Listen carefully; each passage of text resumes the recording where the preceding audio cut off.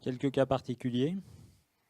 Alors, on va terminer ma partie avec, oui, effectivement, quelques cas particuliers, quelques questions qui peuvent se soulever. Pour les cas des multi-employeurs, donc là, pas de problème. Le salarié, en fait, va avoir un taux unique qui sera communiqué à chacun de ses employeurs.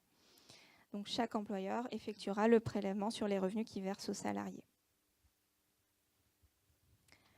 Pour les contrats courts CDD, ben là, pareil, comme on risque de ne pas avoir le taux individualisé du salarié, on pourra appliquer le taux non personnalisé selon la grille qu'on a vue précédemment.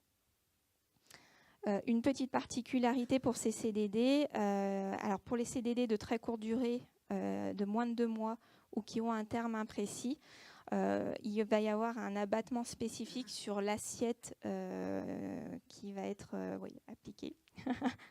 Pourquoi faire simple quand on peut faire compliqué? Voilà, c'est la petite particularité.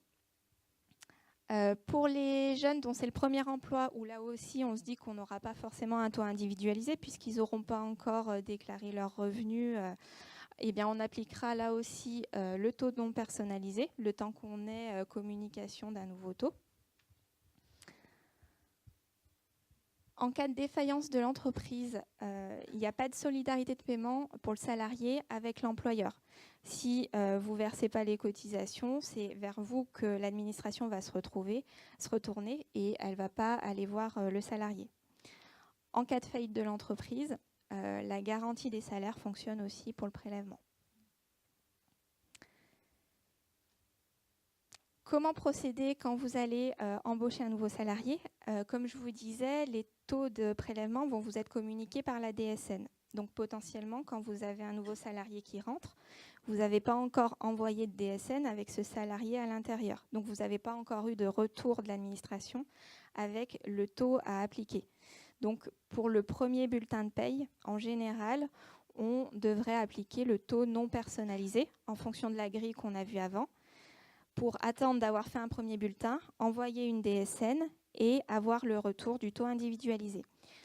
Pour éviter ça et quand même pouvoir appliquer dès le premier bulletin le taux vraiment individualisé du salarié, ils vont essayer de mettre en place une application, l'application Topaz, qui permettra en fait d'aller récupérer directement le taux individualisé du salarié pour pouvoir l'appliquer dès le premier bulletin de paye.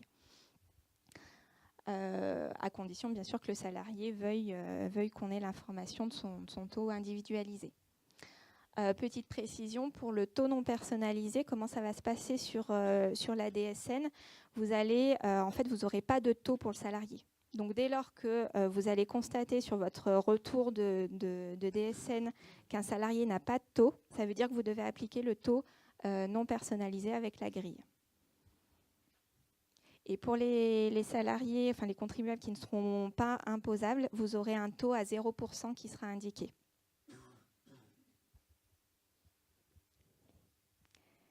Et enfin, dernière question qui peut se poser, si un salarié vient vous voir en vous disant « moi je ne suis pas d'accord avec le taux que vous appliquez, voici le taux que vous devez appliquer », bah, vous lui direz « non, ce n'est pas possible, vous devez appliquer uniquement les taux qui vous sont communiqués par l'administration via la DSN ».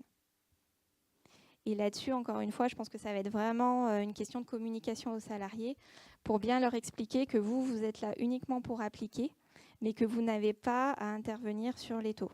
On peut seulement appliquer ce que l'administration nous communique via la DSN.